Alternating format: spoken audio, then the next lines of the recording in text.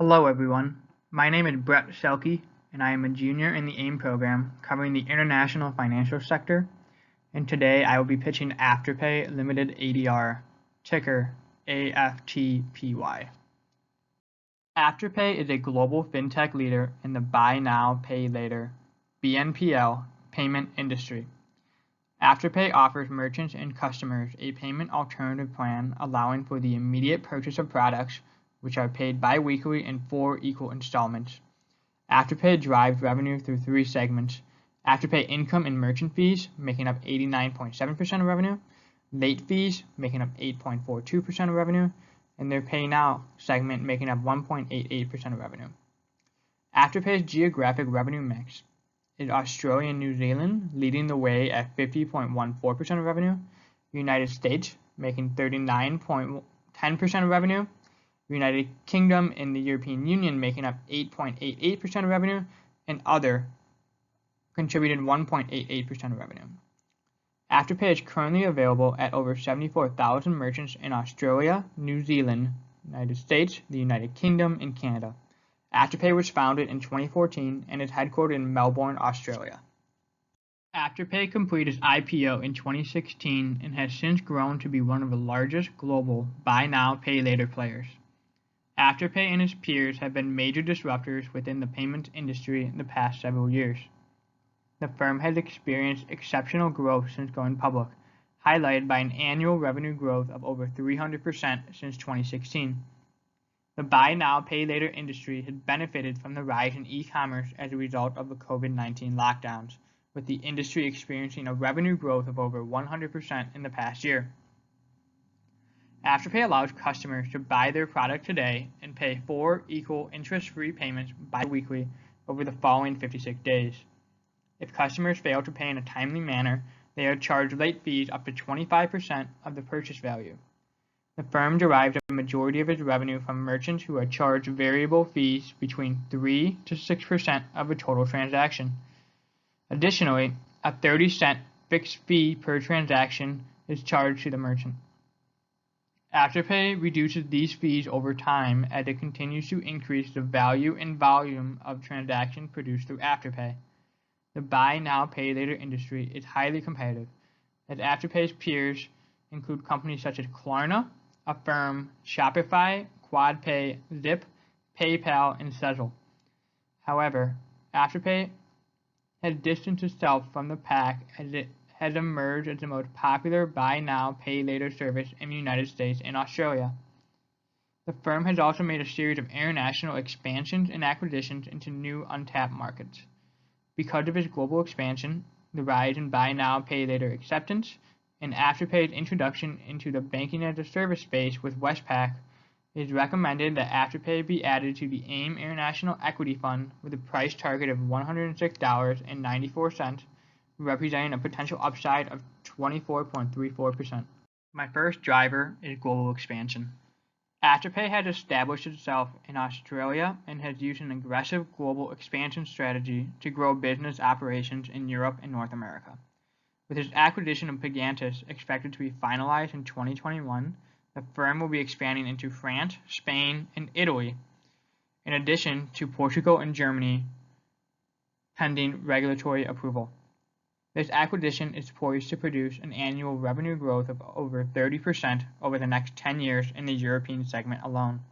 Afterpay was launched in the United States 3 years ago and is the most used buy now, pay later service already, despite having only 0.1% of retail sales penetration and less than 0.5% of e-commerce sales penetration. Additionally, Afterpay launched in Canada less than a year ago.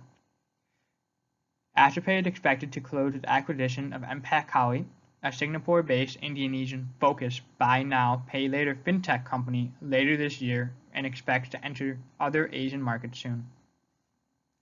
In my model, I had forecasted a different geographic revenue breakdown by 2030, consisting of the United States and Canada leading the way with 49.6% of revenue, followed by Australia and New Zealand making up 36.4% of revenue, the United Kingdom and European Union making up 13.7% of revenue, and 0.3% of revenue being attributed to other segments. My second driver is the rise in buy now, pay later acceptance. There has been a secular shift among the millennial and Generation Z demographics to adopt to buy now, pay later payments.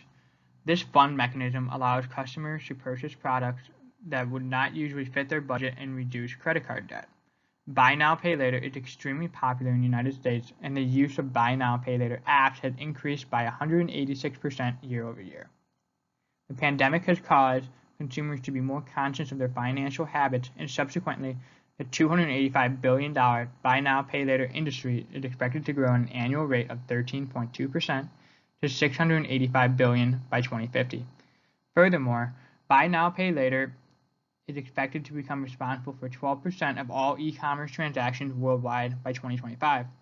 Buy now, pay later also has advantages for merchants as well. In segments such as electronics, apparel, and health products, consumers who use buy now, pay later actually purchase more than customers who did not use the financing option. My third driver is the Westpac Bank partnership, which will bring banking as a service to Afterpay.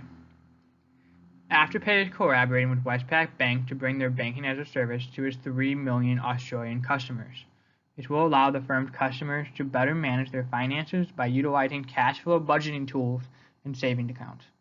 Afterpay will become a one-stop shop, and its customers would be able to receive their paycheck, pay their bills, and manage their budget through Afterpay. It's important to note that despite this partnership, Afterpay is still branded a non-bank fintech platform. This partnership will give Afterpay more information on its customers that it did not have before, and will reduce Afterpay's loss rates and processing repayment costs. The partnership goes live to customers within Australia in June of this year, and Afterpay eventually plans to distribute this service to all customers. To reach an intrinsic value for Afterpay, a 10-year DCF model was created, using a terminal growth rate of 2.5% and a WACC of 9.55%. An intrinsic value of $105.47 was reached. A sensitivity analysis of plus and minus 50 basis points on the terminal growth rate and the WACC ranged from $89.95 to $126.21. Furthermore, a price to sales valuation was calculated, resulting in a relative valuation of $90.76. Finally, a 2023 PEG analysis was calculated, resulting in an intrinsic value of $208.35.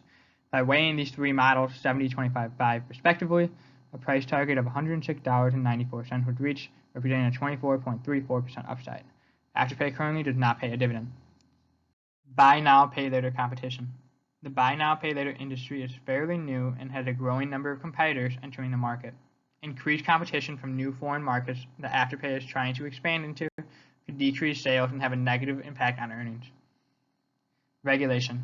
Recent European Union regulation over the buy now, pay later industry has set back Afterpay's growth in that market.